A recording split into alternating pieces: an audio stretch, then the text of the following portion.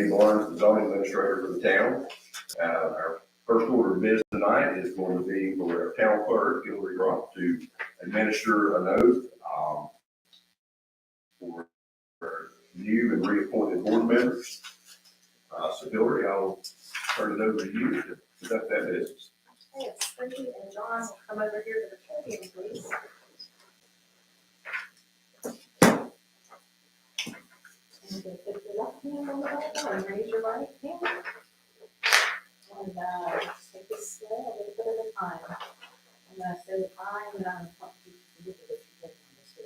I, John Wells, Cindy Miller, do solemnly swear do solemnly swear that I will support and maintain that I will support and maintain the Constitution and laws the Constitution and laws of the United States of the United States and the Constitution and laws and the Constitution and laws of North Carolina, of North Carolina, not inconsistent therewith, not inconsistent therewith, and that I will faithfully discharge and that I will faithfully discharge the duties of my office the duties of my office as a member of the planning board as a member of the planning board of the town of Seven Devils. of the town of Seven Devils. So help me God. So help me God.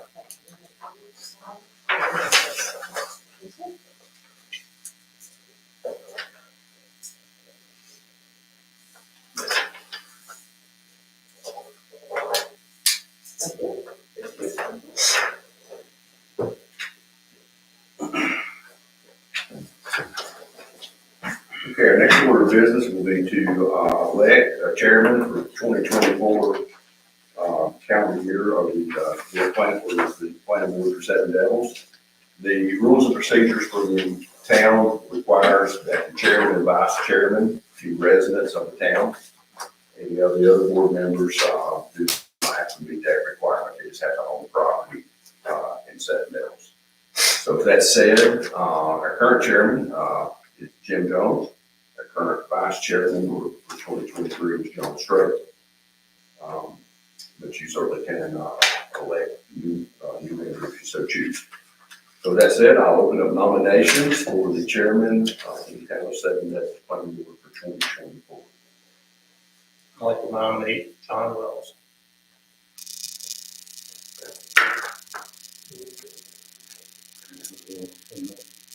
I nominate Jim Jones. Okay.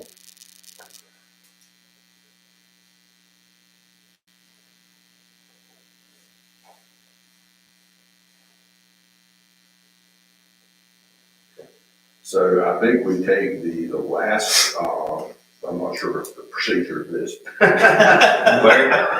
haven't asked you guys. Never had to. That's what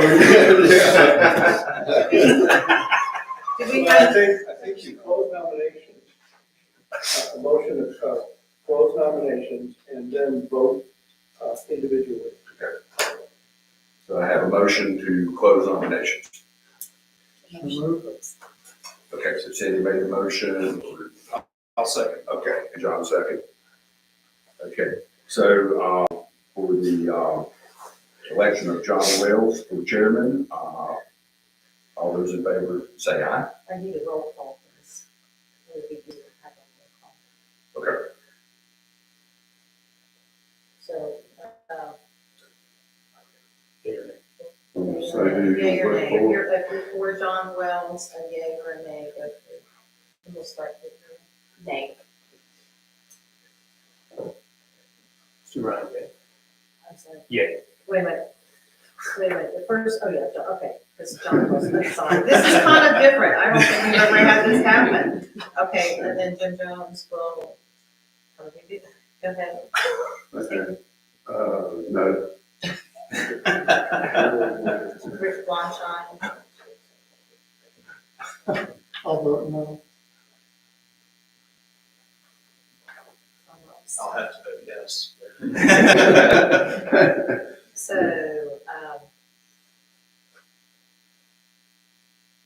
you had 3 no's for John Wells. So we'll go through for Jim Jones. Okay. So who's in favor of Jim Jones, chairman? Yes. No. Yeah.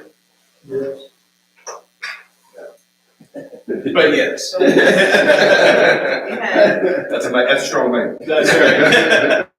Three Good yeses, three yeses for Jim Jones. Okay, Can I say something real quick? yes, I can't believe it's never happened. Yeah. But I would highly suggest we check the procedures for this, because it sounds like no one really knows what to do. yeah, But if check, just make sure that we're doing this correctly. I'm sure Haley wants to do it correctly too, so. but we do have a majority vote for, Jim Jones for chairman, 2024 planning board. So Jim, at this time, I'm gonna hand you the gavel, and you can get that. Congratulations, sir. Oh, thank you. Yeah. Okay. Election of the vice chairman, do we have a nomination? I nominate John Wells. Okay. Have a second? Second. Have a nomination and a second, we have other nominations? Okay. We have a motion that the nominations be closed, So moved. and a second. Okay, so we don't need to vote on this one, I guess. Well, we need to vote on the motion. All in favor of the motion, say aye. Aye. All opposed? Okay, you don't need to show of hands, do you? Not if everybody said aye. Okay, they did. Mr. Chairman, before we begin with the rest of the agenda, we do have a request to add a new business item to the agenda. We take the vote of the board to do so. The new business would be a discussion of short-term rentals, Okay, in new business, and that request comes from one of our planning board members, Steve Knight.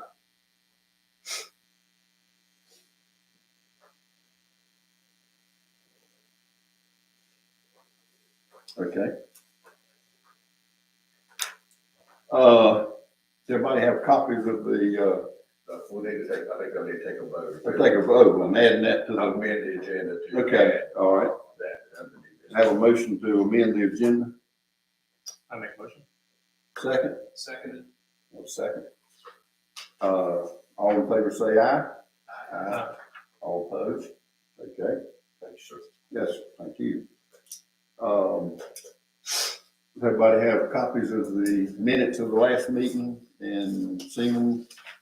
And have any corrections made?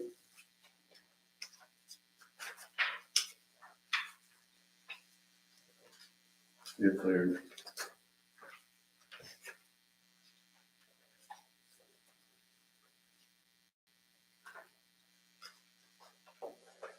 if there are no corrections, do we have a motion to approve the minutes? So motion. Have a motion, have a second? Second. Have a motion and a second. All in favor, say aye. Aye. All opposed? Okay, moving along. Okay, new business. We have an application for UDO amendment. You want to make some comments? Yes, sir. Yes, sir. Okay. Everything's fine. Yes, sir. January 10th of 2024, Mr. Matt Smith made a formal request and filed an application to make an amendment to the permitted uses under the recreational business zoning, add a permitted use for cart model RVs. Currently, the town's zoning ordinance does not allow recreational vehicles in any of our zoning districts in the town. So this would be a new addition of a permitted use. Also would require a new definition of what a recreational vehicle is.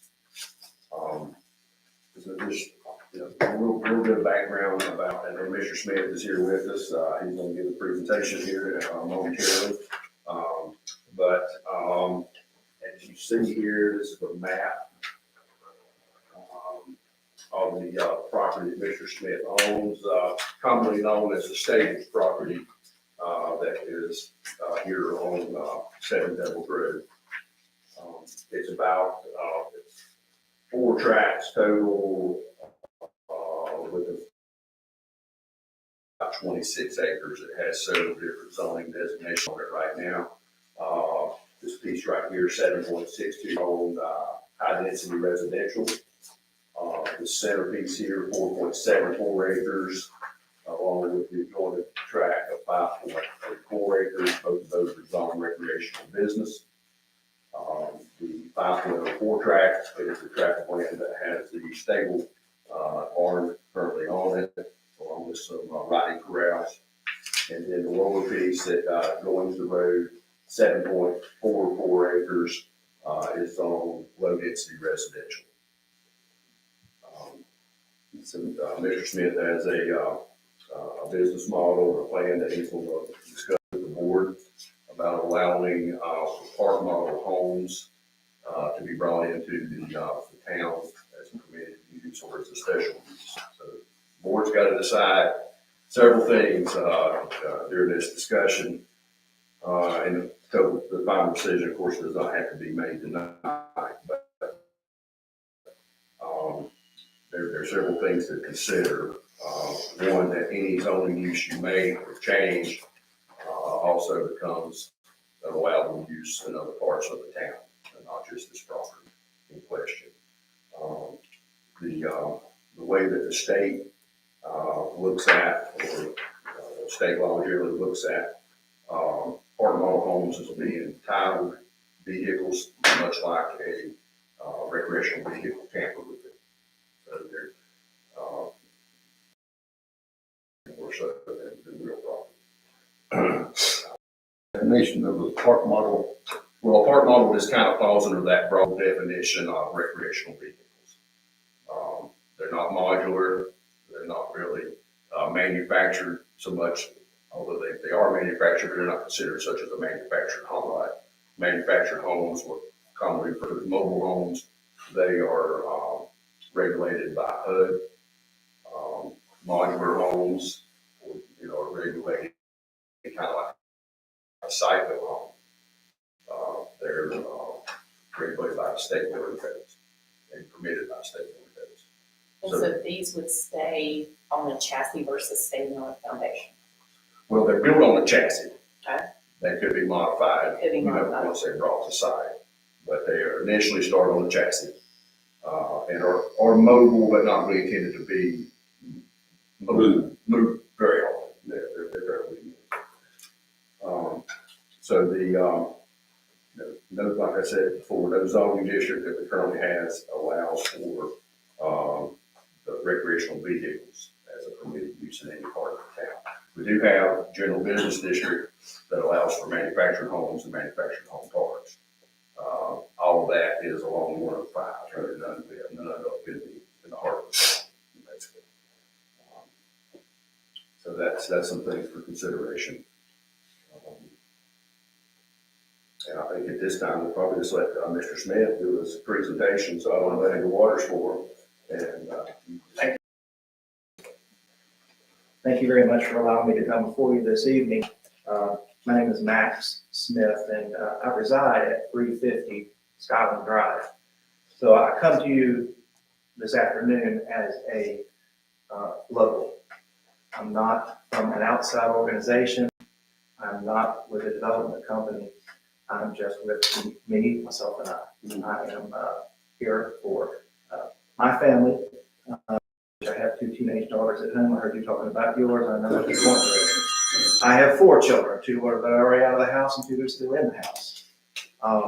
My property is the property, first property you get to on Skyland when it turns into Skyland as you start going up toward the zip line facility. And so my property at the back of this property here that we've been talking about. We moved here in about 2019, and as everybody marks everything these days, that's pre-pandemic, post-pandemic. I know that it was before the pandemic because we spent many days in that house like everybody else.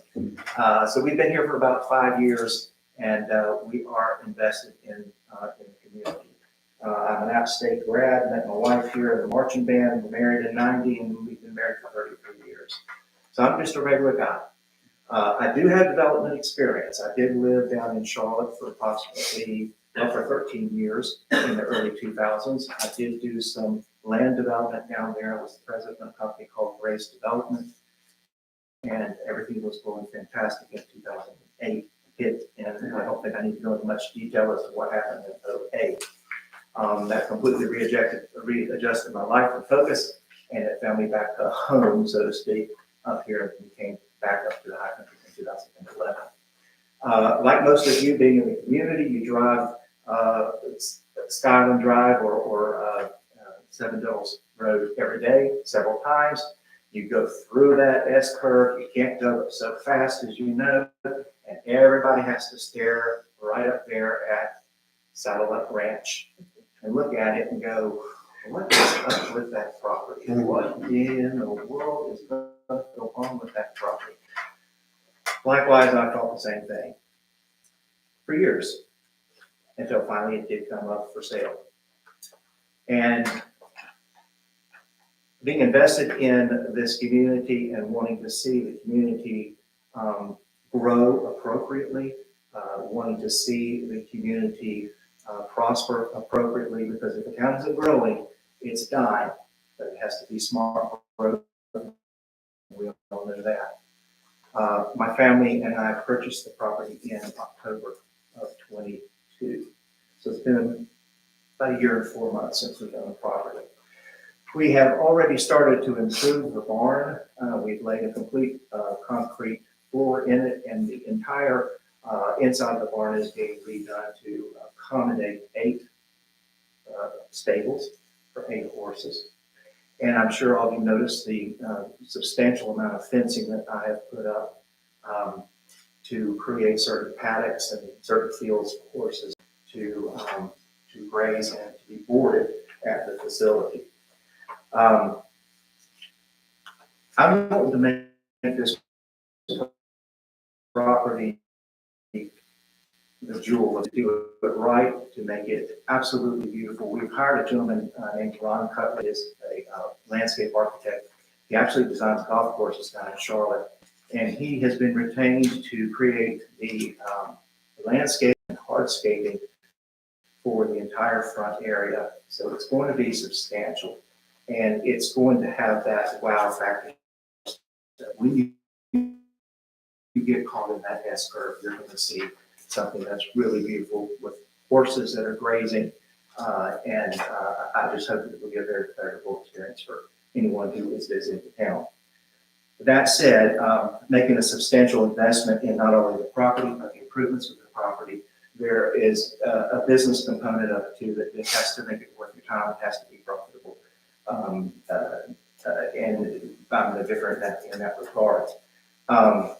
One of the concepts that I have been pursuing is the positioning of a limited number of tiny homes in that parcel that is for recreational business.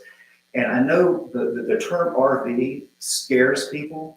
It scares me because you have this vision of, oh my goodness, this man's asking for an RV park where a bunch of people are going to be parking their RVs, they're going to be loading in, they're going to be loading out, they're going to be, and that's not what we're talking about here.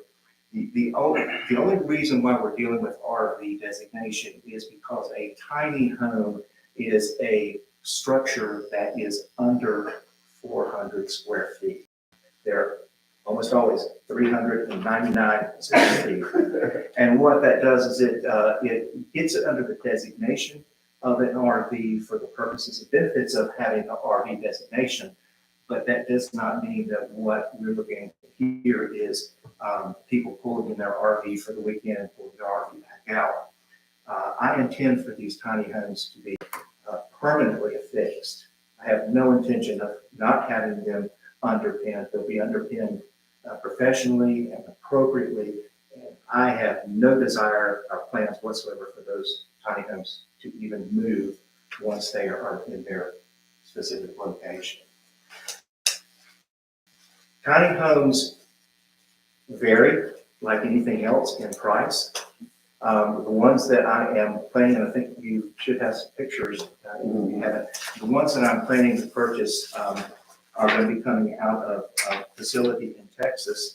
So I plan to bring them all the way halfway across the country at considerable expense because I'm very pleased and excited with the quality level of these particular structures. And we're looking at structures that range in about $350 a square foot. So that's an expensive structure.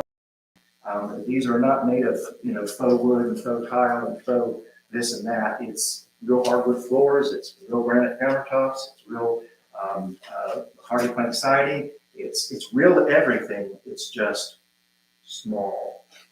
And as you know, with today's construction prices, most new construction is running in the $300 to $400 per square foot cost.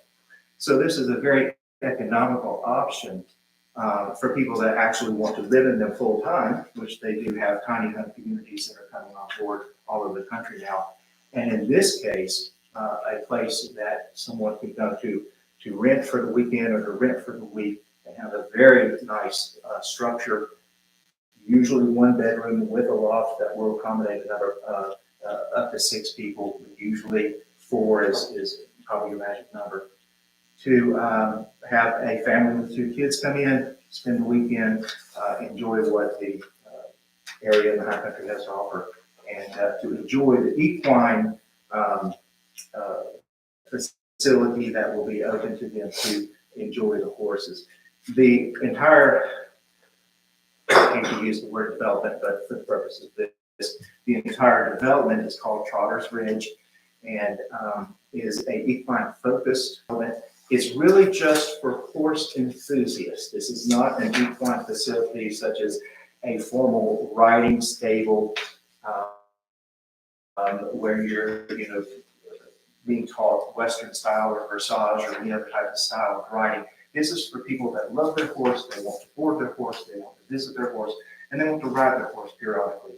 And then those people that are renting the facilities can enjoy just being in and around horses themselves, because I'm sure as you know, horses are very therapeutic just to watch and observe them. So when we first met, we found out that there is no language in the UDO at all about tiny homes. And we didn't know whether we would be looking at doing a UDO amendment or perhaps a special use permit. That might be an option if the board did not want to make this town-wide, but maybe only since this property is the only second property that the recreational business is owning, perhaps a special use permit for just that particular parcel. Actually, it's these 2 parcels here, it's 5046 and 4.47, 4.74. Might be a better option for going with an easier route maybe to get into this new territory. But tiny homes are not a thing that's a fleeting thing. It's not something, it's a fad. The cost of everything is so people are downsizing. They're getting the same quality, but they're in a much smaller living space. So I'm happy to answer any questions that you may have. You say the pictures you gave us, the houses are sitting on blocks that you're gonna put in permanent, they will be permanent. Permanent foundation, they will be locked up, as in a permanent foundation, stone or stucco or brick, or a combination of any standard underpinning materials. Not unlike a lot of the mobile homes would have underpinning, where it's just a piece of that cheap tin plastic. That's not what we're talking about. It's going to be bricked up. And Building permit foundation. it would be, yes. You have stables, but you're not gonna have, are you gonna have horses for people to rent and ride, or it's just? There will be some limited, yes, because we have enough room for that. And we do have a corral, which is located right here. You can't see it really from the road, but it's a full circle training corral that's already fenced in and is functional. But primarily this is for people that will have their own horses, Correct. or they might live outside of Seven Devil. They could live outside and come up here on the weekends. Do you expect that if someone comes up here and their friend has a horse trailer RV, that you would allow a horse trailer RV to sit on the property? And the horse trailer RV, no. Okay, so, Horse trailer, but not an RV. Yeah, horse trailer obviously is a green room, but not an RV from which to stay in. There will be no facilities for doing any kind of Okay. connecting hookup for power, 50 amp or a sewer. That won't exist. And you won't allow people to pull in self-contained. No. How many houses are you planning? Right now, up to 8, which really puts it about 1 per acre. I'm not trying to create a really big park here. Number one, that kind of diminishes the whole idea of having a nice, quaint place that's quiet, that's not too cluttered. So about 1 per acre. are they visible from the road? Like, I think are so. they tucked back? No, they'll be tucked back in this area right here. Leave me behind. This is a large paddock that the main pasture, we'll call it. And I see them tucked all the way back in this area up in the woods. You will not see it from Skyland Drive, and you certainly will not see it from 7 Hills. So there won't be where that road, circular road is, where it looks like Here, that. no, this is just a concept for the low density residential. And this has nothing to do with what we're talking about here. And this is is nothing more than a concept drawing. It's not even something that I'm pursuing actively at this point at all. That's right below Hawk Street South, the condos? Yes, sir. That's correct. They're located right here. But now that part down there where that, you got that circle, it is for low density. No, the circle drive. Yes, it is. It shows little houses. Are It you is. gonna add units in there? Tiny homes? No, No, sir.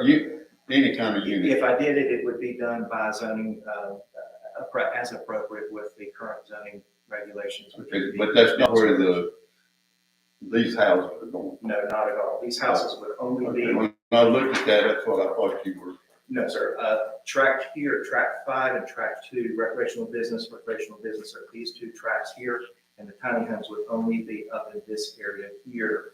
This tract here is high density residential, and then this tract here is low density residential. But your entrance to the property will be where it is now. Where they The come in. Property would be where it is now, however, we might come in off of this here. I have to see what options are available. It seems to be that the entry above on Skyland Drive would be a better entry for getting to the property for the tiny homes, which would be down here. Is that your property? Your It property? is. Oh, okay. Yeah, it's a very small tract. It's 0.674 acres. Now, the town has a right of way there because they have their pump houses. Oh, okay, that's where it is, where those Yes, two sir. pump houses are. That's correct. Okay. Do you have intentions for other structures on the property for residences or for rental outside of these tiny homes On the recreational business, in general, across the board? well, to answer your question, no on the recreational business, and if anything is done here, it would be done as currently zoned. How will they be situated? Are they stacked right next to each other, separated, said 1 per acre, but really will be close together, yeah? Or how's that I'm going? actually meeting tomorrow morning on the property to walk it with the landscape designer, architect, and he's going to come up with a sketch plan to maximize privacy. So they would be as far apart as we could possibly get. Okay. Yeah, I get that now. Let me ask another question. In your application, you said add park model RVs and tiny homes. No, that would be just a mistake error on just the writing. That's yours. right? Yes, I, Okay, okay. error. Tiny homes, 399 square feet, tiny homes only would be, what you've been presented here with pictures. So the RV is in that, that's a, It's only designated an RV because of its size, so it's legally classified I as. just want to make sure that it's different, That's where it's it two gets different a little- things you're talking about here, or Yeah, the same? a park model home is a larger structure. I mean, they can be 800, 900 square feet, and they're typically found in RV parks where they're permanent structures on the site that people can rent as opposed to living in their RV. Those are called park model homes. Can I make a comment, not a question? 10 years ago, my wife and I said, "Oh, we wish someone would do something with that property," and you've done a fantastic job. And I think it's a great addition to the town. And y'all, so thank you for that, just awful question. But, Thank you. Can you tell me what would be the difference to you if someone brought it, if we say hypothetically pass this, and someone brought, and there's other recreational properties up here, one other, I'll pick one. Someone, we passed this and they said, well, I'm gonna bring an RV camper up here, or what we envision as an RV. They bring it to an, and they say, okay, I'm gonna bring it, but I'm gonna block it up the exact same way that you're gonna do it. Have the same foundation, which they do. I've seen it, you know. Is there a difference to you between those two? I'm not sure I understand the question. If, like, say, you're using the tiny home, which I Yes. get, and they're beautiful, they're very nice, they're very nice. But if I brought a traditional, say we approve this, brought a traditional RV, you know, camper we tow behind, Right. fifth wheel kind of Fifth wheel. thing, and someone wants to put it on the same kind of property, zone property, and block it up the same way that you're gonna do, make it permanent. Is there a difference? Probably technically, no.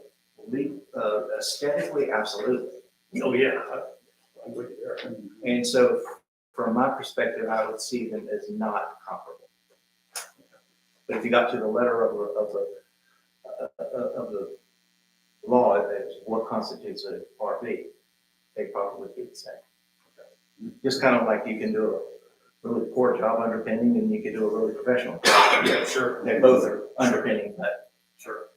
So in what you laid out with your 8 on an acre piece, so 8 acres, 8 homes, how many trees are coming down? as minimal as possible. What does that mean? It means. What does that mean? Because if I could get those tiny homes in there without removing any tree, that's gonna be my goal. I have no desire to cut down trees. That is cutting my throat. I want it to remain as pristine and natural as it can possibly be. That's kind of the entire point, is for it to remain as natural as it can be. Can I ask one more question? Yeah. Hypothetically, if, say, you're not allowed to do this, do you have an option plan B? I mean, like I say, I personally think it's fantastic what you're doing. But if you can't do these tiny homes for whatever reason, is there another option? Well, the only other option would then be to try to do something over here and here, but that's a little bit out of my scope at the current moment. There's not really anything that I can do here unless you would allow me to do some kind of an option, which might be a manufactured home or a stick-built home that could go there into really designations of 1 per acre. So what I'm looking at here is doing 1 tiny home per acre on average, which is the same thing as low density, where this structure is 399 square feet. For low density, you have, I think, minimum of what, 1,400 square feet, 1,500 square feet. So where on here, the homes would be much, much larger, probably upwards of 300. So that's the reason you're having to get a different zoning is because of the size as compared to what is allowed in this regular single family. That's exactly correct. Yes, sir. I didn't know we had a There's minimum. there's no scripts. I didn't know there was, is there a minimum in the, Yes. we have a family?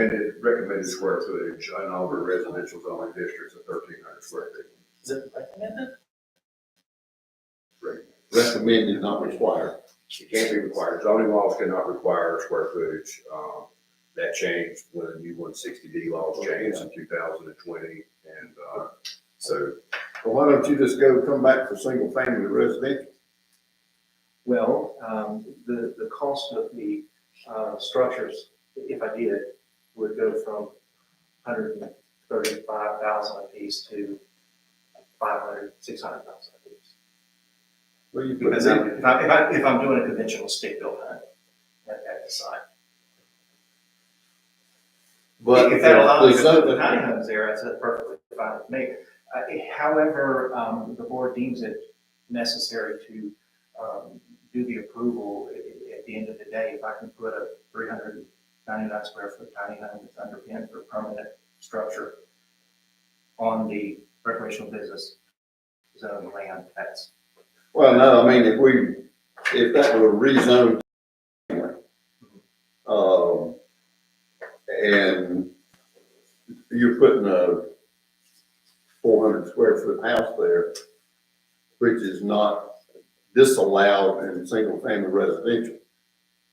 So I guess what I'm asking is, why do you not just apply for single family residential? I have no problem with that whatsoever, if that means that would accomplish the goal.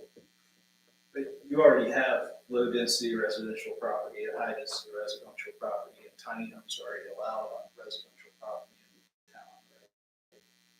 that's So correct. Yeah. why would you not take advantage of the property that you already have instead of trying to rezone the recreational business property?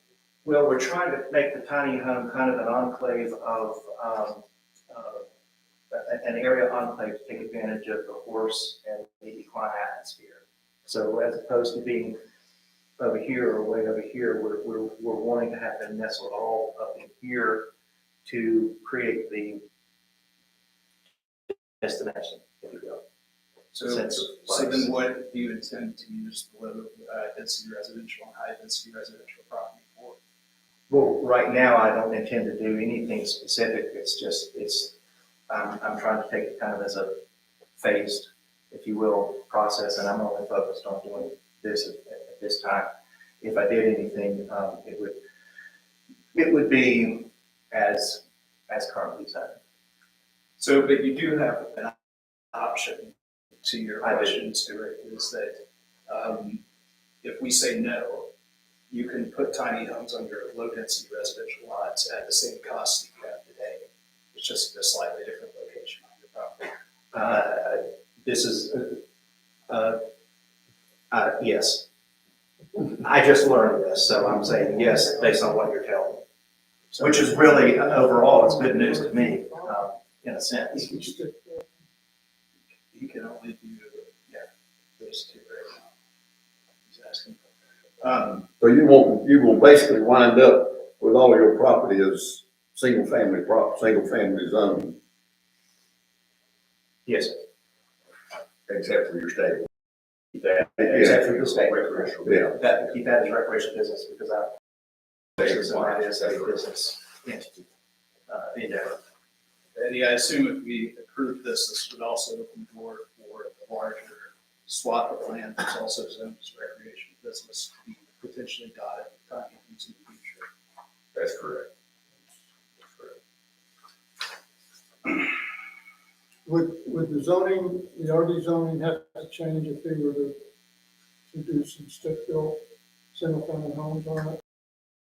Well, if he wanted to stick build on his current recreational business, he would have to apply for a rezoning of that, either to medium density, any of our residential districts, he could apply. Build in the area that he wants to build in. It would Yeah, require. that's correct. Now, I think, and you're a builder and I'm not, but the way I understand tiny homes in the North Carolina State Building Code, they have to be a minimum of 400 square feet, They have to be, less than.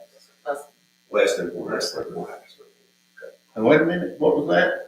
To classify as a tiny home as an RD designation under. But no, not RV, just a tiny site. Oh. Just a tiny. And you Just put a tiny and you home. put a 300 square foot house in a single residential. Building Yes. codes will allow for a single. And that's the point I'm trying to make. For the building, the on-site build, or modular, has to be a minimum of 400 square feet as a residential home. I think that's what state building code. Not classified it as an RV, but as an actual site-built home. I understand what you're asking, and I don't know the answer to that question, so I don't want to pretend that I do. But what you're saying is, if he was building a 450-foot house, he can put it on single-family residential. Or 400 or 401. Yeah. Would be by North Carolina State Building Code considered a residence, and it could be site-built, or if you could find a modular maker. You know, Yeah. modular homes are treated the same as site-built homes. And yours was 399? 399. So my question back to you is right now, if I had a tiny home that I was ready to bring in, could I put it on this property here as is now? He's saying you can't. A tiny If it home- was 401 If feet. it was a modular, certified modular by North Carolina Building Codes, you could. So the question is that 400 break point, 400 and above is a, even if it were on a chassis? I'm not sure about See, that. that's the That gray classification area. about the chassis, or I'm just talking about if you did a site build. Yeah. Or if you could find a maker that, build them to the North Carolina State Building Codes and have it certified as a modular, they'd now be permitted within any residential districts. It would be obviously much more expensive and time consuming to stick build them on site than it would be to have them pre-manufactured. But pre-manufactured are allowed in the single-family zone. Only modulars, only modulars, Modulars are allowed, that's correct. but you're not doing modulars. That's it. I don't. But there's a modular unit that, they may be, I don't know if any company's doing modulars that basically are tiny homes. Yeah. But they were and are, and they're in the state of North Carolina and inspected to the North Carolina State Building Codes, they would be permissible in our residential zoning districts, as long as they meet all the. Yeah, I'm not sure if we're talking about a semantic issue or we're talking about a literal designation. That's not all. That's what I'm confused about. That's why, if you could make them, they would add 2 feet to your houses when they make them in Texas, you wouldn't have a problem. Well, no, it would still be considered, well, then it's. I'd get them to have 2 feet on there. That's right. They'd love to, wouldn't they? Chainsaw. The problems have to classify. If 401 feet modular home would be permitted. If it's a 401 foot classified as a recreational vehicle, it would not be permitted. Wouldn't be because it's over 400. So that's the break right So it there. wouldn't be classified as an RV over 400. So we know that much. So it would have to be classified as a manufactured home. Or modular. So if you could find a maker that made modular homes at 400 plus square feet, then those are permissible in our And it's zoning without having to redo it. Well, we have to redo this to single-family residential, but we wouldn't have to make up a new zone. Is that right? That's correct. Now, question, if you did make this single family residential, how does that affect recreational business zoning? If you change that zoning, then my recreational business zone would go away. That's correct. That's a problem. That's correct. So you would have, Because that negates, now is this property right here being used, does it have any recreational business uses on it? it will, yes, because there'll be some trails that'll be through here for some of the horses. So, however, But if you went to, let's say you got this zone, MDR, because there is MDR across the road here. So it would be spots on the other side Okay. of Skyland Drive, there's MDR zone. So if this were to be a zone MDR, that would be 3 homes per acre. Mhm. So you wouldn't necessarily have to rezone the whole parcel. You could keep some of it as recreational business that you had your recreational business uses on.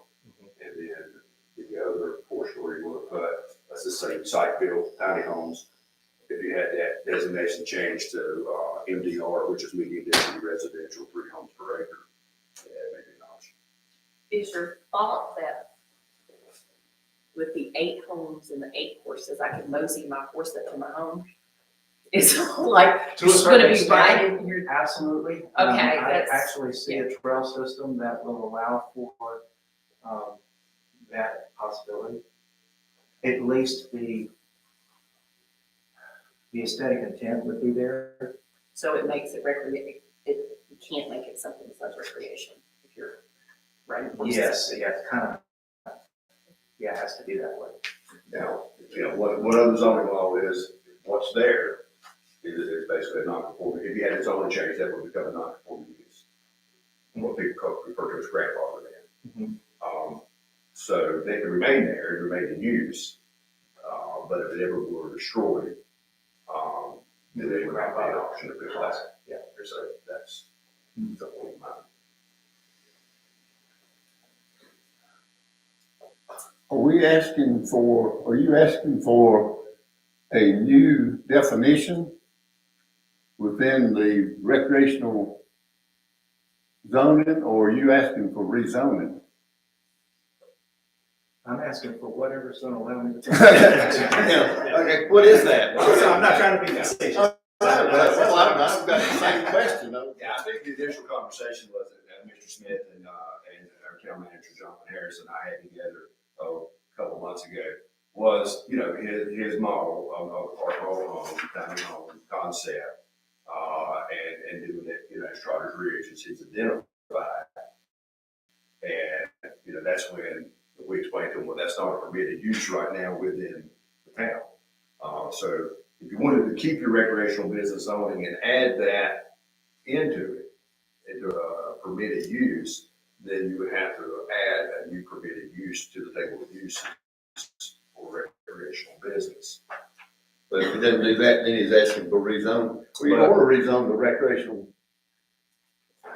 If we do some Designation, recreational, then I lose the recreational business Right. sign, which is a problem because that's where I'll have horses. So what you're asking for is to include these tiny homes in recreational zoning. Yes, sir, that's correct. That's the ultimate. Okay, I got That's- somewhere off the line there. And so anywhere else, if there's recreational zone in the town of Seven Devils, they can do tiny homes. Well, they would have the right to. They have the right There's to. several points to consider. And I gave the board, this Yeah. notes, of things to consider. So yeah, if you do change the permitted use table in recreational business, most likely I would think you'd want to, and I'd recommend that you make that a special use permit, just as most of our uses in recreational business are. So it'd have to come back to. So that would be a board of adjustment. Right. That would be a board of adjustment, decision to look at each plan, individually. So it's not a blanket just because you've got recreational business that you can have this, but you would qualify to ask for a special use permit. And then that puts a little onus on the, board of adjustment to make that determination what distinction is between applicant A and applicant B. If we permit one for one and not one for the other, you can do that, but you just have to have good grounds to do it. So even if we would approve tiny homes and recreation, he's still gonna have to go before the Board of Adjustment. Is that right? Yeah, but it's a different process. Yeah, the Board of Adjustment is that he would still have, if we allow this, like tiny homes and recreation, he will have to get a permit from The board of adjustment. Board of Adjustments. But the planning board would still need to, I think, the planning, if the We planning still board have to include that as a permitted use. as a permitted use, we probably need to, add a new definition to our table of definitions. You would need to add, some, what do you want a tiny home community or a tiny home, individual tiny home, you have to look at some guidelines. Permanently fixed to the foundation, there are several aesthetic guidelines that you could put spacing guidelines.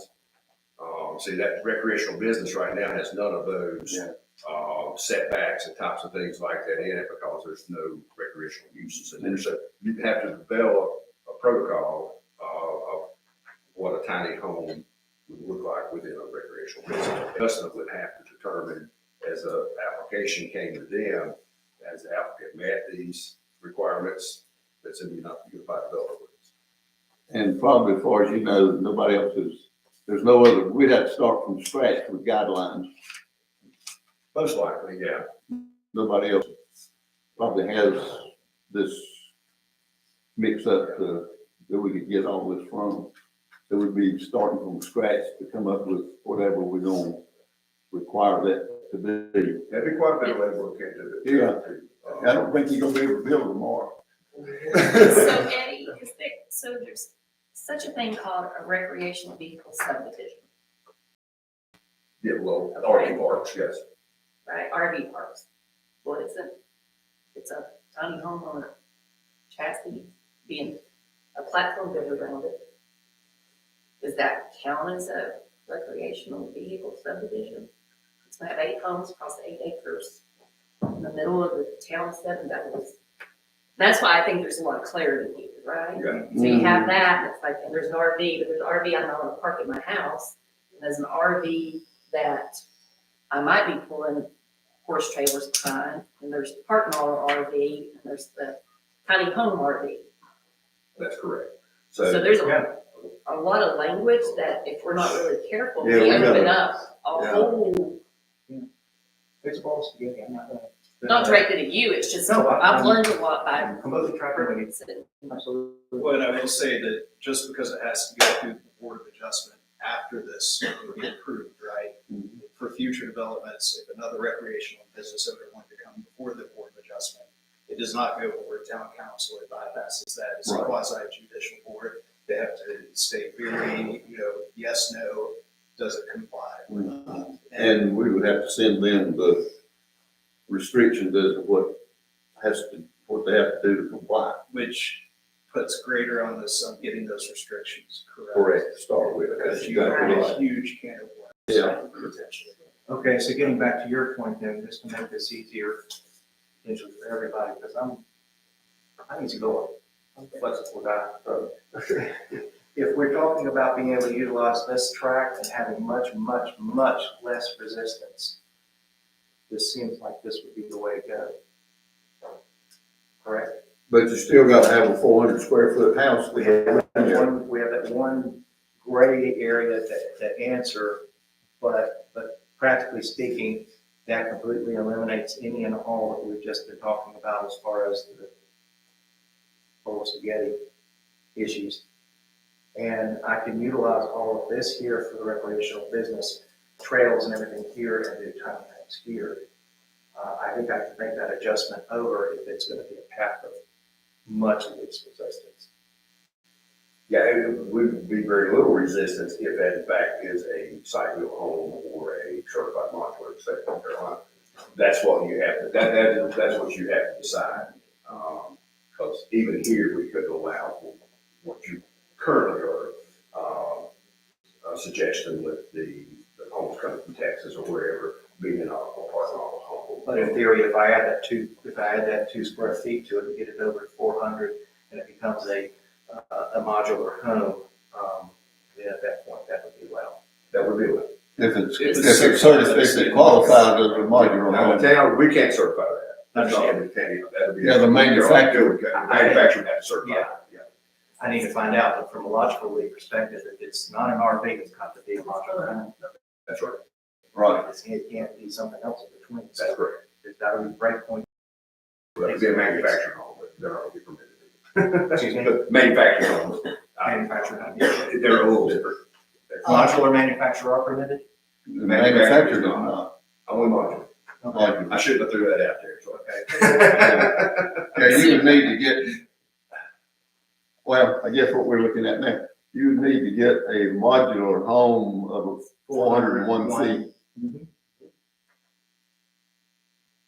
Now, Eddie, can I ask a question? Yes, sir. And that's zone low density. Yes, That part is One talking per about. acre. Just make sure I understand this. A lot down the street from my house. 5 acres, beautiful lot. They can put a 401 foot modular home on it. We'll build it. They can do that now.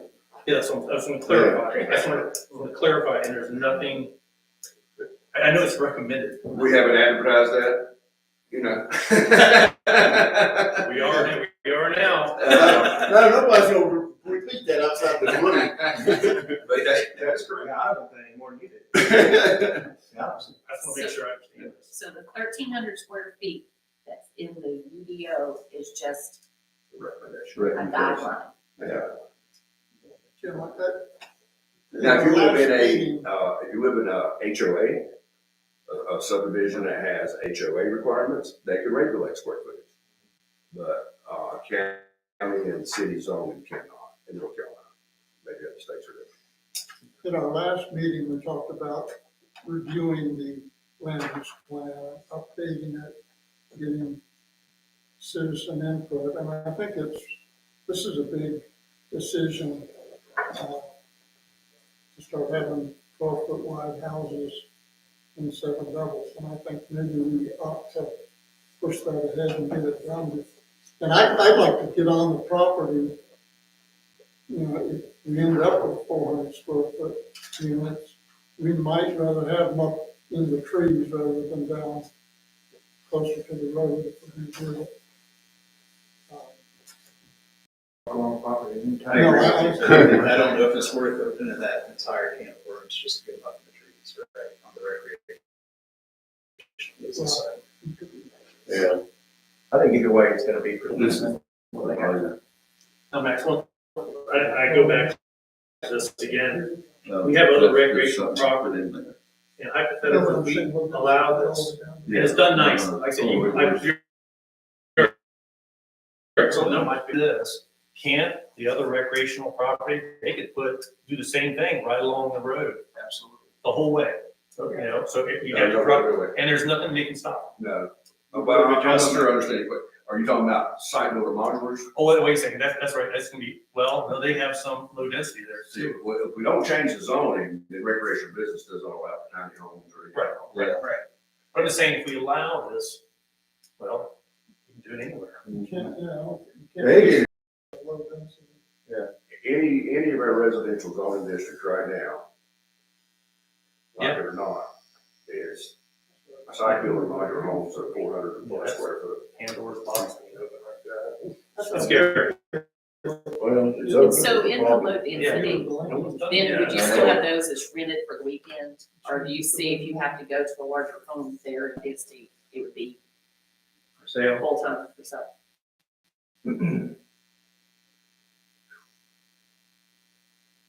Now each, I'm sorry. If it's gonna be a 401 square foot, it would be for rent. If it's gonna be for sale, I would have been much larger. As a traditional home. How long do you think it would take you to find out if you could do the 401 and get it certified modular? Tomorrow. You just need to do a little legwork for a few hours, but I can do that. We can defer, or we can delay our, Sure. I think more information needs to be found out. And we don't want to be difficult, we want to get it. You're not being difficult at all, everything you're I saying. think it's a good idea, I'm just not sure where the good idea lands. Now, you know, something else to consider, Mr. Smith, would be, if you went with this low density residential, you're wanting, now you would have to actually, I think how this is, you either have to do a subdivision plan if you want to do more than one home, and have the lot spotted out. Well, he'd have to do that in the other zone, wouldn't he? In order to get it approved? Well, it depends on how we weigh the definition. Well, I think we'd make it, I think we'd add that. So he wouldn't just, somebody wouldn't come in and just throw up stuff on top of each other and then, you know. I mean, I think that would be reasonable to require, Yeah, that just come up with a subdivision plan. Yeah, you come up with a site plan. Site Sketch plan, yeah. Site plan, and then have it, Because they're going to be required to be on an Something like that. individual acre. sir, yes, Each home would have to be on an individual acre in that low density residential. They'd have to have their own individual, you know, septic, water connections, things like that. Yeah. Well, if that's the case, he wouldn't get but 7 houses in there, is that right? That's right. There'd be seven, unless you got some more property here, that, I mean, it could reconfigure. Like the high density. Move a little of the high density into low density or something. Yeah. Yeah. That he could even use some of his high density if there, if you chose to, you know, if it was. I would think if you have said it was less than more. Yeah. As far as the Well, I think we're not gonna be able to tell you much more right now. It's okay, we explored a lot of that. Yeah, we have. Yeah, we have. I appreciate everyone's patience. I didn't want to take as much time with everyone. Thank you. I did have one question. You said you were gonna have, there was gonna be 2 stories. No, they're one story and they have a loft, but to have a loft, you can only have a loft of, I think it's 50 inches. I believe it's 50 inches. In other words, you can put a bed up there, but you can't stand it. Otherwise, it's a 2-story structure. I just noticed you got stairs on Yeah, a the couple of stairs, these plans and a couple of them you don't. yeah, they go up to a loft. And the loft. That doesn't have anything to do with the big problem, but I just had a question. Thank you very much for your time. Anybody else got anything for Jim while he's here? Okay, thank you. Okay. We'll certainly do some consideration and See some you work next on month, right? it. Maybe so. Yeah. I hope you weren't planning on building tomorrow. I'll call the guys off.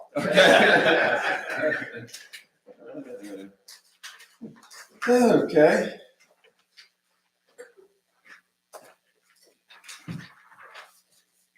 Okay, next on our, agenda is, We did add that one item in, Mr. Chairman, under the short-term rental. right, Okay, yeah, that's what we're getting ready to, okay, thank you. rentals.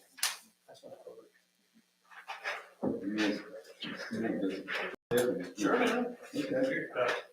Pass one around.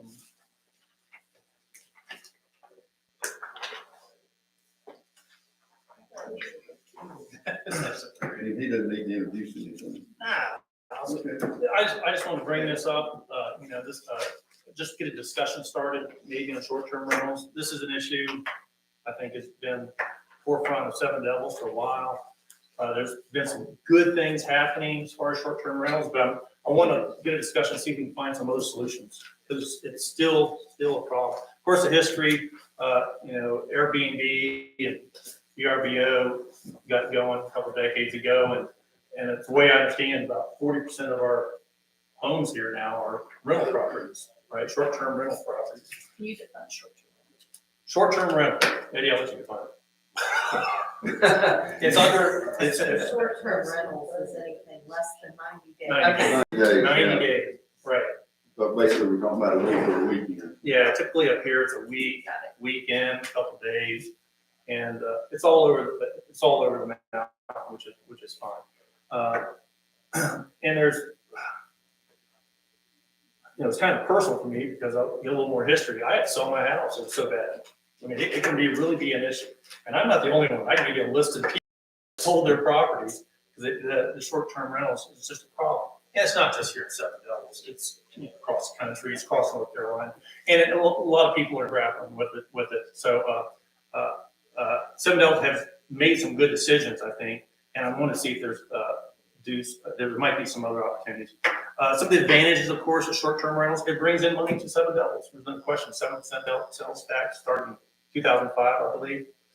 It's a 6%. Or 6%. It's a 6% Occupancy occupancy tax that's collected by the tourism development. Right, exactly. So it brings in money, that's a good thing. Nothing wrong with that. For the owners of these short-term rentals house, it generates money for them. It's a business. It's their livelihood for a lot of them. It does definitely advertise Seven Devils short-term, brings in people that would never come here before.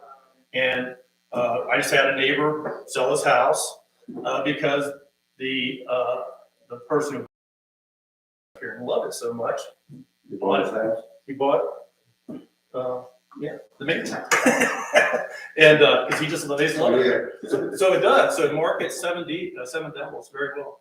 And tourists that come up here spend money, not so much, I don't think it's Seven Devils, but to this area. So it's an economic engine, no doubt about it. They do about liquor, we get money from. Yeah, they buy liquor. I'm all for that. So So and there's probably some more advantages, guys. I'm not an expert on this, but like I said, this is just some of the things.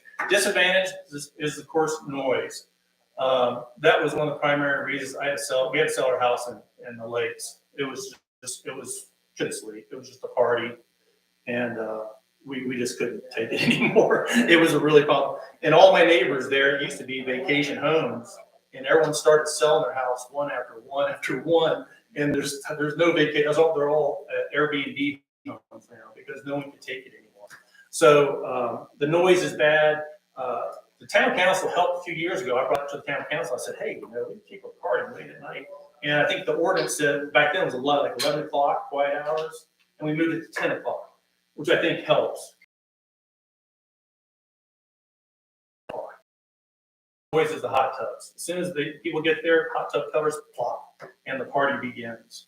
And especially during the summertime, people back then, a lot of people didn't have air conditioning, so you had to have your windows open. Well, if you have your windows open, and there's a hot tub 30 feet away, you can hear everything. And it just became overbearing. So, and I'm sure, like I say, I know there's other people out there that have these same issues. And then we had to call the police. I don't want to call the police. It just got to be a real headache. But these people come up here for a good time. Don't blame them.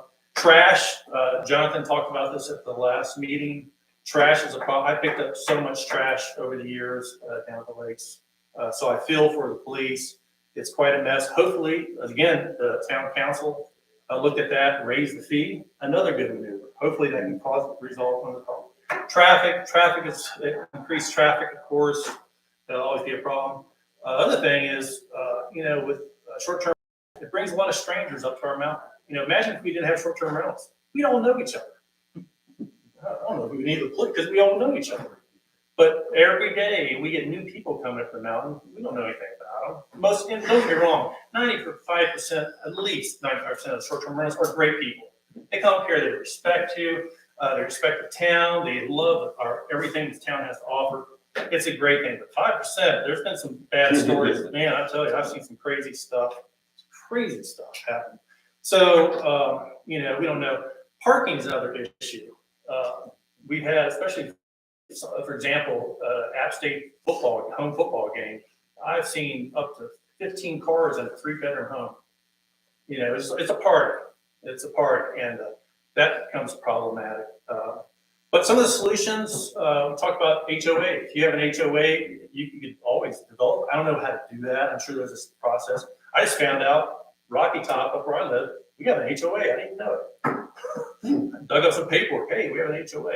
So if you have an HOA, you can somewhat control short-term rental situation. You can limit the 1 week or 30-day, or you can set your own rules. But then everyone has to buy into it, and you're only as strong as the attorney you can hire for your HOA. If someone breaks the rule, you gotta try to enforce it yourself. So HOAs. Permits. Now, this is something I dug up. I did a little research. Senate Bill 667. This went up last spring, and it was sponsored by Senator Moffitt, and I can't read the other guy.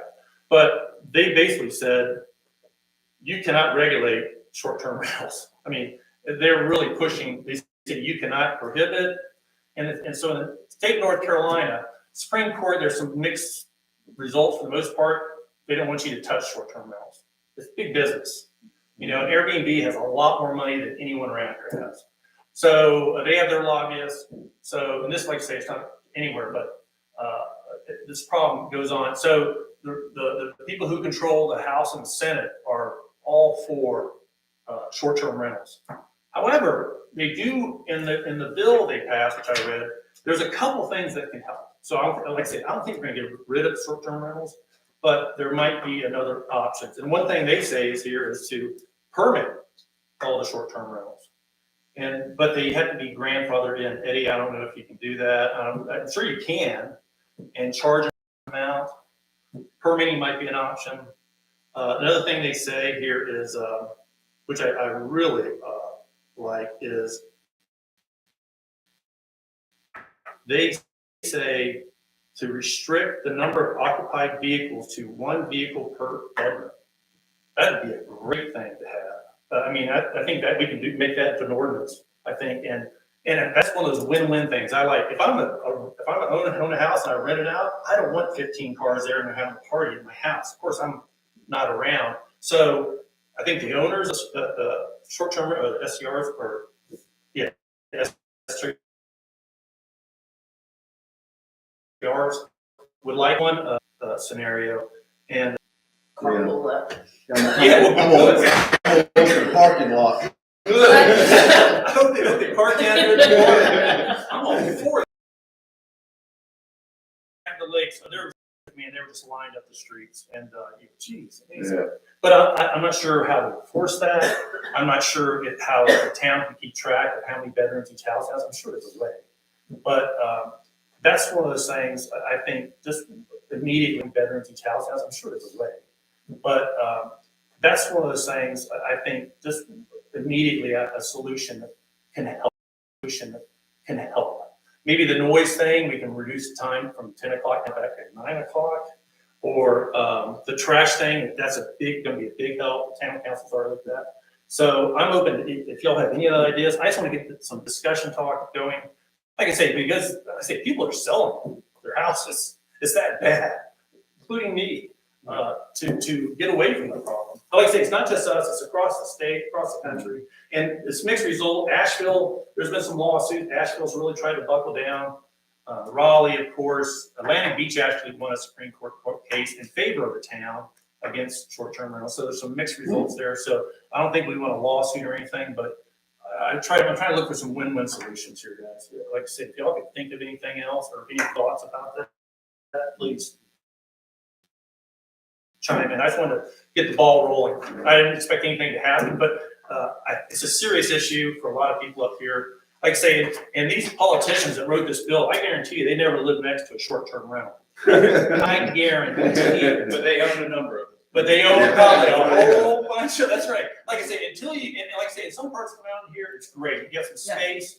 But if you have a condo or a townhouse or a lakes, man, I'm telling you, I can't even begin to tell you the horror stories I've been through. So I'm hoping that we can think of some things. Yeah, the only noise we have is hawks and nest, and it's kind of fun to sit and listen to that.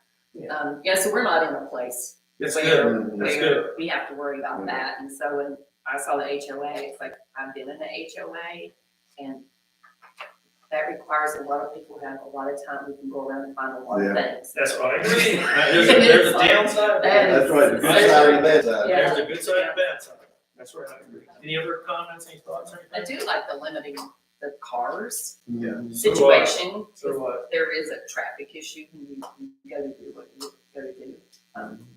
Eddie, is there a way of doing that? Is Generally, things you apply to all your citizens are not gonna be as challenged as if you single out, you couldn't just single out Airbnb or the rental term rental. Yeah. Right. If you made a general parking requirement townwide that you had to have one spot per bedroom or, things like that, you probably do some parking requirements. And probably some other things that applies to every residence and every home in Seven Devils.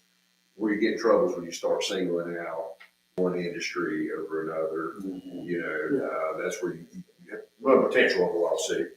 And, I think, Boone and Blowing Rock are working on some things right now. We're certainly looking at maybe following their lead. They've got deeper pockets than we do, so let them take the challenge and see, what's challenged in some of their proposals. But, this would be there's singling some out. things, I agree with you. I'm not looking at singling out short-term rental across the town. I think the people that live here would support it. I think the people who rent their homes out, I think they would definitely support it, because they don't want their house to turn into, Target. Well, except for the people that bought them in the last few years that bought them to rent. Well, yeah, but, how many people, like I say, it's. Yeah. Well, it's the broader, right? So think about the Seven Devils Resort Club. When there's activities down there, there's parking all the way up the side of the road and whatever, so it's okay. Why do you allow that? Mm-hmm. And what's different about that? And people are noisy, and what's different about that? I think that's down near the lakes. When you talk about the lakes. Those guys party, man. Yeah. I That was know. during the daytime, and it wasn't a residential, and it wasn't a short-term rental. I mean, so it was, the resort club, I get, Another problem. Yeah, but that you we said see, it, somebody else might not. yeah, I Because, agree, right. I agree. where we are in Ski View, all these people get stuck. I mean, every snow, and literally, I mean, it's very dangerous, the situation, and you've seen this, right? I'm curious, we're still finding them. Are we? Do we find them and are we able to collect on that? Oh, I thought they said. Oh. I thought you said finding too. No, you still finding. Yeah, the snow's melting, I think we find it. I mean, it's got to be a pastime now that I just sit out and watch these $1,200 worth of fines. $1,200 worth of fines on whether we get paid or not. I don't know. At the last snow, Yeah, and it's, Yeah, there's so many of them, they just trip, and they got to the point where you just didn't even write a ticket, just trying to get them out of there. yeah. From what the officers were telling me, because it's got to be such a big problem. It's But yeah, they can be fined if that light's flashing, and they're up there without four-wheel drive or chains, they can be fined. And have been fined. They were at $150 a fine, and we have collected all of it. I think we need to raise that eventually, because, I mean, these people come up in two-wheel drives and we've got 6 inches of snow on the ground. And they're ended up half the time right on the edge of my property. I'm scared they're gonna go down the bank there, no joke, right past, Swiss there, that rise hits them every time. I'm in a condo, we, our HOA, everybody can rent them until they sell. sure. So we've only got 2 units out of 12 that can be rented. So without an HOA, what I'm hearing you say is the town of Seven Devils can't, we only allow so many short-term rentals. Or can they? Can the town of Seven Devils say only so many short-term rentals? As of now, I don't think so. No. I wouldn't think so, that's. But could we say that if we decided in UDO and everywhere else? I can comment a little bit on that. Yeah. A year ago, 2 years ago, Blowing Rock took this whole thing all the way to Rock and Ross, Michigan. And 2 different scenarios, they were trying to create certain sections of the town that would allow that. With a lot of definitions as to the owners, as how many weeks out of the month you could rent it. And both of those things were defeated. Wilmington was defeated as well. HOA trumps Now, the government? That's what I hear. Okay. Now, the 662 you're talking about, we objected to that. That came out either last summer or the summer before it did. Yeah. And there were 2 bills that were actually side by side. One was the Senate, one was the House bill. And we wrote all, I mean, we had letters, Hillary, we sent to our representatives to oppose this. I'm not really sure that passed, but I was flabbergasted by the bill even existing. Because I believe that when you own a piece of property, you can call it an investment property, that should be classified as a business.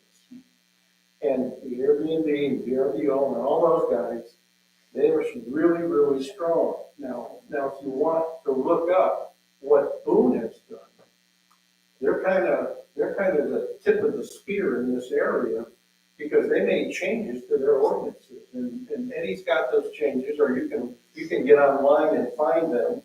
But they identify SDRs. And there are serious things that they talk about, and one is the place needs to be registered. I think they require an annual inspection. So they're creating hoops to do that. As to, when we heard about this, well, why don't we do that? Well, the reason why we don't do that is we don't want to become the tip of the spear. Right, boy.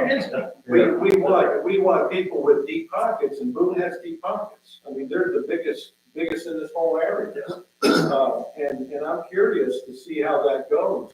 But look that up, because it's a double-edged sword. It's like you're saying, there's good things and there's not good things that are happening. Planning board can do things. They can lower the noise noise thing, and you mentioned one other thing, the, Number of cars per Parking. bedroom. but that's in the boom thing, parking one per bedroom. I didn't realize it was in that bill, that's a good thing. So those are things that we could do pretty quickly. And I'm sure, you know, I'm not speaking for the council, but Yeah. everybody has the same feelings about this. I agree. Here's the challenge that I run into when I think about the town of San Diego's, and I don't live up here full time, right? That's our goal. Our goal is to be here full time.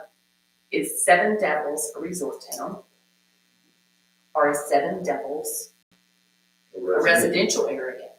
Because if you're a resort town and you're gonna have now a horse equine center, and you're gonna have Hawks Nest, and you may have an alpine roller coaster, whatever you're gonna have, people are gonna make noise past 9 o'clock. If I come here to party because this is a resort area and I'm up here and I went skiing or I went snow tubing or I went rafting, I'm gonna be up here and I'm gonna make noise. Yeah. If it's a residential area, then I think we sort of have to talk about it differently. And I really struggle with that when I've read through stuff. That's a good point. Cause I like the quiet Yeah. residential town, right? My husband loved coming here and we said, look how quiet it is on the mountain. And then we open the door and there's stuff tubing, but then they stop. I just think that's something we as a organization, town, need to figure out. You're going to accelerate the land use plan review. Well, I always remember the people that, those people that come here for a party, they're not paying the town taxes. Residents are. And I think the residents. Well, the property owners. Property owners are the ones that make the decisions. We need to decide. It's not the, and sure, I think it's both. Both can be true. It can be a recreational town and a residential town, but we gotta work together. And like I said, I'm just trying to find win-win situations for both. Yeah, I'm It's hard. It's not disagreeing, but Yeah. the people who come here to Hawks Nest, the Coffins, Sure. pay their taxes. Sure. We want them to come to Hawks Nest. Mhm. We make sure the road up to Hawks Nest is clean before any other road is. The state does. Because we make The money, state right? does The that. state Yeah. does, because we make money. Yeah. So I agree with you, but there's.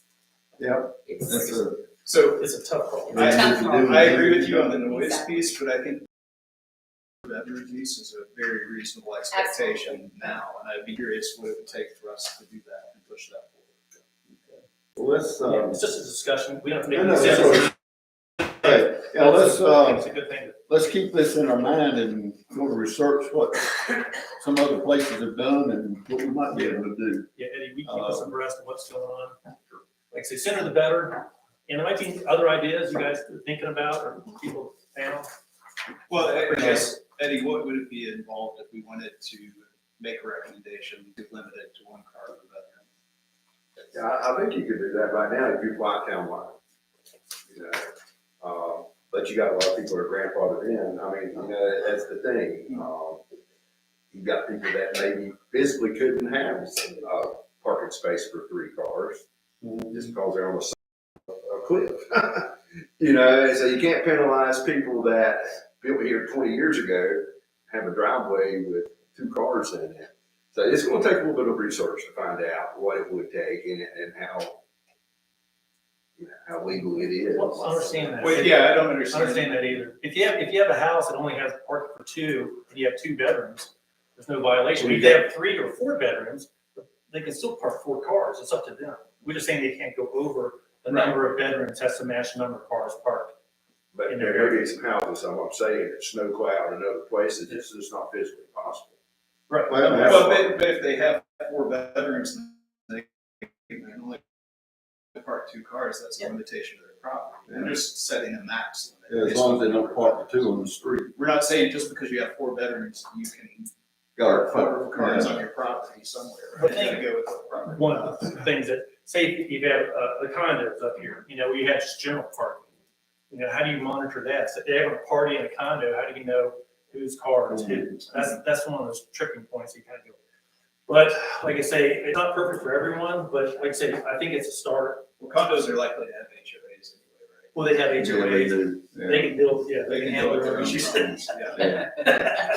I mean, I'm just saying, they have probably that vehicle already. Yeah. Yeah, exactly. Maybe we can ask Eddie to draft up an ordinance. I think that's a great idea. Well, And then, we can all think next about time- some of these things that you brought up and yeah, next talk time. to Eddie, tell him, see what you can find out and what we can do and that sort of thing. So, yeah, I think it's worth looking at. Yeah, just. So we'll look at variance maybe next time we meet. Yeah. Look at variance, what they've already, I don't think you have to go back and reinvent the wheel. I think variance done quite a bit, and we pick and choose. Yeah. And add and subtract, And I agree, I don't Be a be, good place to start. I don't be the tip of the spear. No, no, I don't be the tip of the spear. no, we don't. Okay. Thank you, guys. Yeah. Let's, this is our, CLUP review and discussion, and we have a copy of that. And I've read it a couple of times, and most of it's pretty clear, and most of it's very basic. And I don't know whether y'all have come up with any changes you'd like to be recommended of. Only thing I saw in there was the updated of the number of houses and the number of rentals and the number of, just updating the statistics that's in this thing. If y'all came across some other wording and so forth. Did we get a copy of that, the comprehensive land plan? We didn't send it out in the agenda. Oh, okay, okay. No, you got it sometime before. Yeah, okay, I sorry. All that. Yeah. This is, So this is what was being sent out for surveys. I thought we made the recommendation to send out surveys for the suggestions, but it hasn't been done. Yeah. Right. No, develop. So, yeah, so surveys have not been sent out at this point.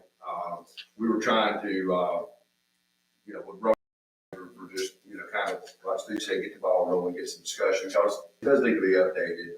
It's a little over five, it'll be done every 4 or 5 years. 5 years is what's recommended on that, so it's due for an update, and, so what we wanted to do back in November was just kind of get the discussion with the planning board, get you guys, ladies and gentlemen, to put up look at it, read it, and see if you had any suggestions, any glaring issues that, you wanted to see changed. And then, we will send out, a citizen survey. Right now, people just really aren't here as much, so we're kind of waiting like maybe till April, May to get the survey out, where hopefully we get more involvement from the citizens. We don't have a definite deadline to. We don't have a definite deadline, no. Nobody's gonna come in and slap our hands, because we haven't, updated it in 5 I years. just think it would help us with decisions like we're trying to make tonight. Yeah, well, Sandy brought up a good point, what kind of community do you want to be? Do you want to be a resort community, a recreational community, or a residential community?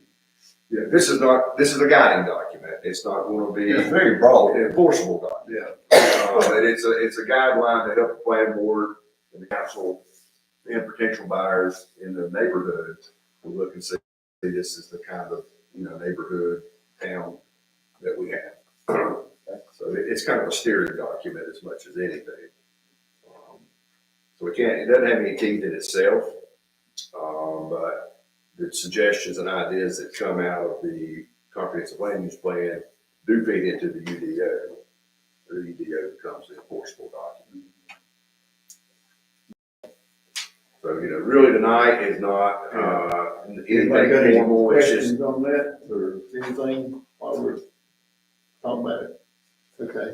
yeah, and if you do, please email me, email Jonathan. That way we can start getting a little bit of, documentation together and kind of start putting some things together. If you just, if you wake up at 3 o'clock in the morning, don't call, email. But, I'd like to see this in the document, jot it down and shoot us an email. And then we'll start trying to track those. And then we'll look at, of course, the surveys that come in later this spring, early summer, and kind of go from there. Okay. All right. Appreciate y'all being here. Does anybody have anything to say? I do. Well, say it. Lee Sassy, 245 Chestnut Ridge Trail. As far as this parking thing, how you guys would really be thinking of this, because say, what if you had a 3-bedroom house? And you had a husband and wife in 1 bedroom, and a child, a person who can drive in another bedroom, a person that can drive in another bedroom. That's 4 adults that can have cars. Well, how are you gonna limit it to 3 people? I mean, to all together, we would have 3 cars. There's just a lot of stuff you be thinking about when you put something like that into play. Well, I think it was a minimum of 1 parking spot per bedroom. No, maximum. I would say- Max- I would say Maximum, yeah. So, you know, you had instances where that would not, you know, it Well, you're right. good to tell somebody they could only have 3 cars if they were, Or driver. yeah, and, you know, they live there, and it's a family. Yeah, I mean, I already thought about that, but like, see, it's, to me, it wasn't so much the look, this one, 15 cars are parked. oh, I know. There's That's, one on my you street. know, I don't mind someone, a couple, it was 3 or 4 or 5 cars at a. As long as they got room to put them. Yeah, well, if they're not, if there's, I've seen 15 at one little house, and they block. And it's, so, I mean, it's. They are not allowed to park on the street, No. on a town street. So if there is somebody parked in the street, you can go and say, you need to move your car, or I'm gonna call the police. And the police will come, just come. Yeah, don't confront it. Yeah, I'm not doing Yeah. It's called police. Yeah, I mean, you know, so you can do that. If there's somebody parked on the road, call the police. Is there language on the town website that talks about people coming in for short-term rentals? Okay. Any guidelines? Because that also, right, no parking on the street, no this, so even if your renter doesn't say it, it's like. Yeah, that's, Hey, yeah, you you should- should know. Maybe It's you a should townwide know. ordinance, townwide ordinance about parking on the street. Yeah, but I think if we had a section on the website for short-term renters coming in, that useful things you should know while you enjoy Seven Devils, that would really help. If you can make them read it. If you could make them read it. Yeah. They had to read that before they got their keys. Yeah, that's that's that fine line. It depends on how that's phrased, that you're not, pointing them out. They won't even pay attention to a flashing light out here when there's 6 inches of snow. That's true. Yeah. That's very true. Yes, sir. Thank you, Mr. Jones. Tom Bookstander, Snow Cloud. Not sure if this is the proper venue, but I'd kind of like to get the ball rolling on it. Spoke with Mr. Barnes, Mr. Harris, several others. January 21st, we had a fire department was paged to a call, and they said on the radio, Grandview Court. I wasn't awake. I heard Grandview. I know where Grandview is, but there's also kind of a spelling with Rendezvous Court. So Grandview down by the lake, Grandview Drive, one word, Grandview or Rendezvous Court, which was pronounced Grandview on the radio by the tennis courts. It's not like, say, Woodwinds Drive, Woodwinds Circle, Woodwinds Lane, Woodwinds Court. I can find a place in Woodwinds, no problem. So technically, there's 3 houses on Rendezvous Court. There's a lot of houses on Grandview Drive. Technically, Rendezvous Court is private. I don't know what steps they might need to, we have to ask them to change the name of that street or drive. Just a little confusing. They say when I got the call, I wasn't awake, I just heard Grandview, I was ready to head to the lake. And then that's when I looked at the call and it was. Yeah. Just me there, but I live right there. Well, you got the call personally. I got the call over the radio. Is that something that we would recommend? Well, yeah, certainly the town can regulate street names within the city limits. There's actual general statutes that regulate that. I was gonna bring that up at the Public Safety Committee, also to go through that direction too. Yeah. At least get the ball rolling. It might take 6 months, a year before something could actually happen. Yeah, you may even have to come up with a road naming ordinance, that, the planning board or town council is.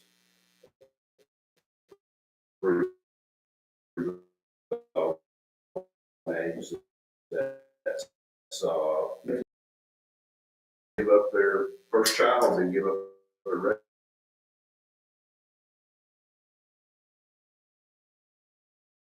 The county is responsible for giving addresses. For instance, we're waiting on an address, yeah, the number is set. the number, Right. but the name, I don't know that's ever come up.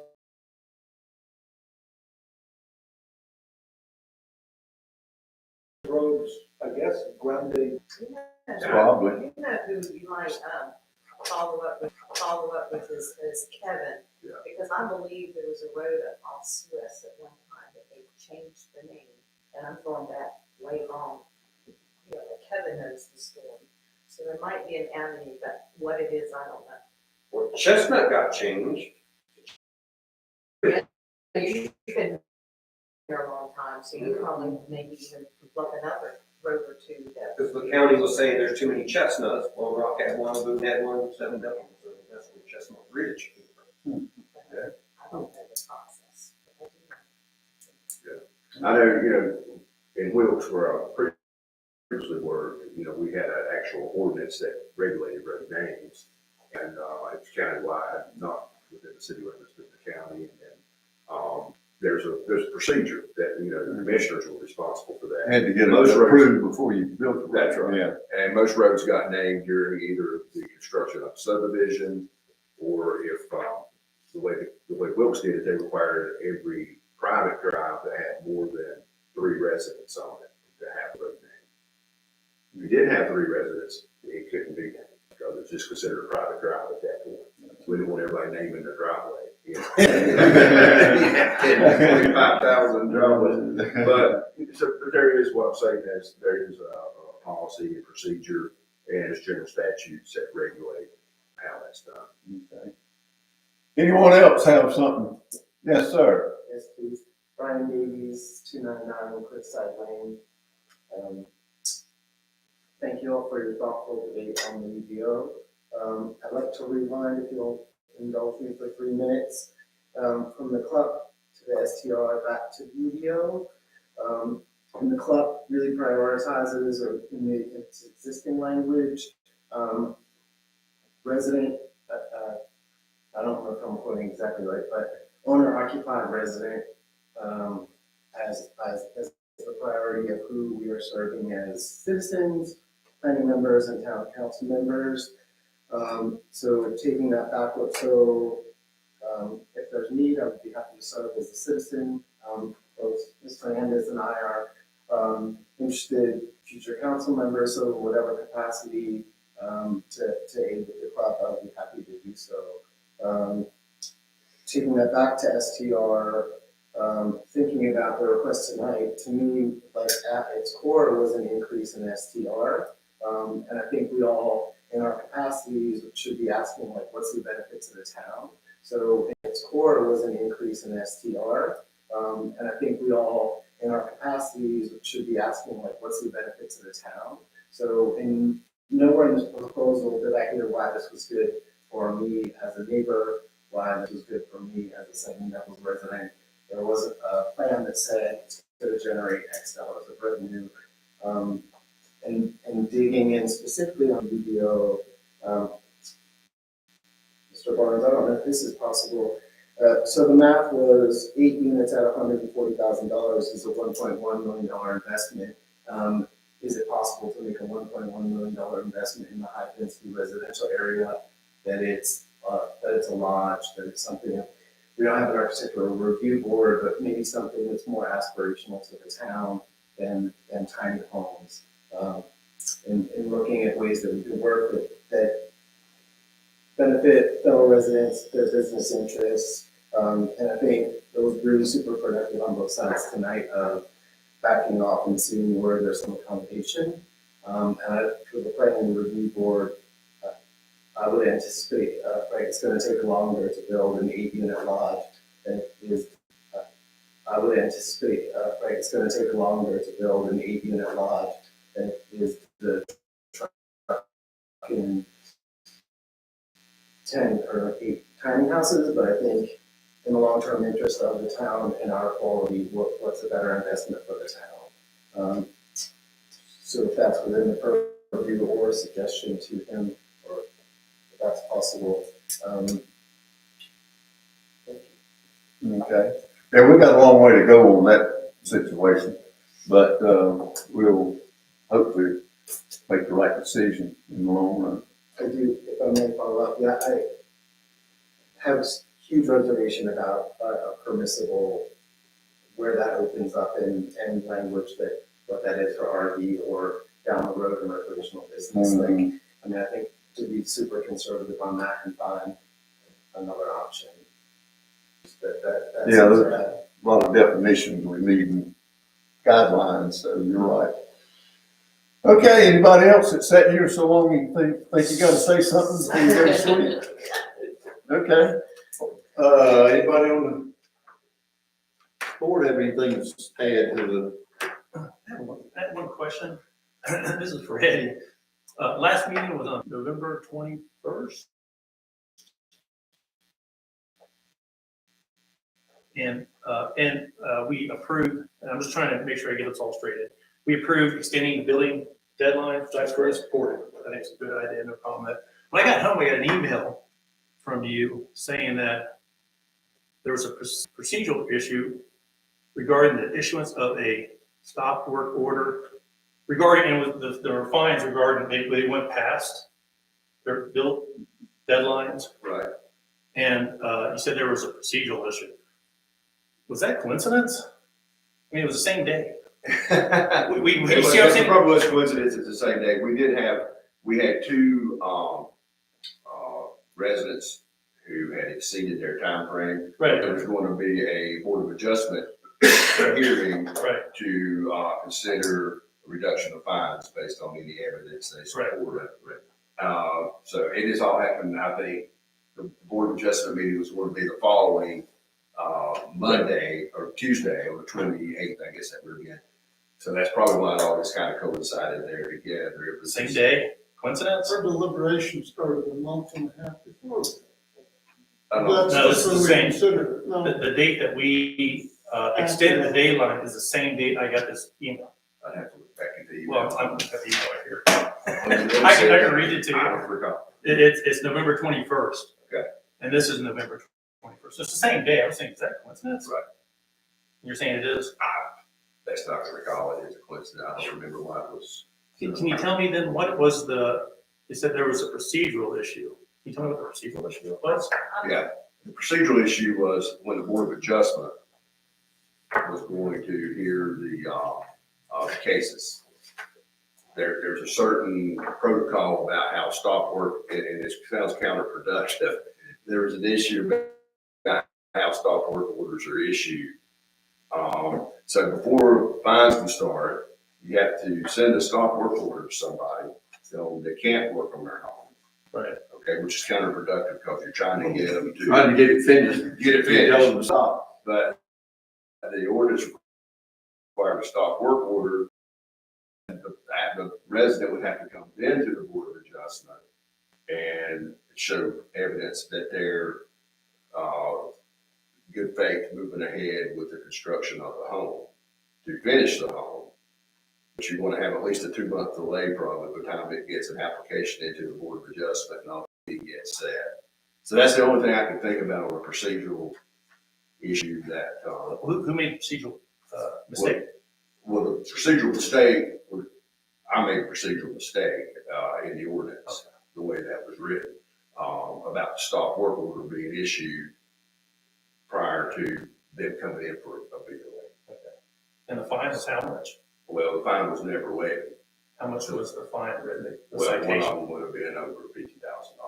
So I think it was total $60,000. So we lost out a potential $60,000. Oh, potentially, I don't think the board, I can't speak for the Board of Adjustment, but it would have been, I'd have been doubtful that the Board of Adjustment would have made Right, that's $60,000. And the reason I'm saying this, we fined a guy just the other day $10,000 for cutting down a 23. Yeah. These guys got off $60,000, so I'm like, I just wanna make sure, I just wanna understand it, because I don't think it can be, same day, it's just quite the coincidence.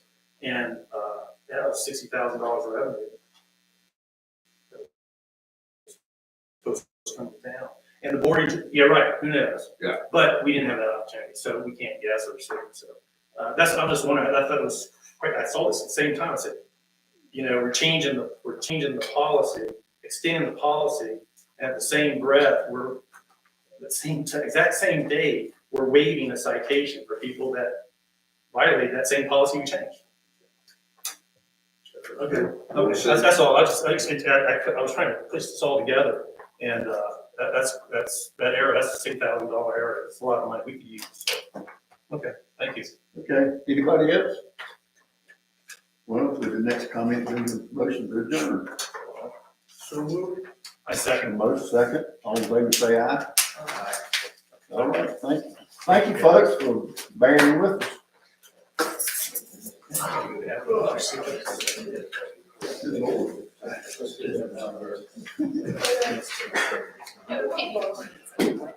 know, I got feed them too. Yeah. Yeah, but I didn't get the legs.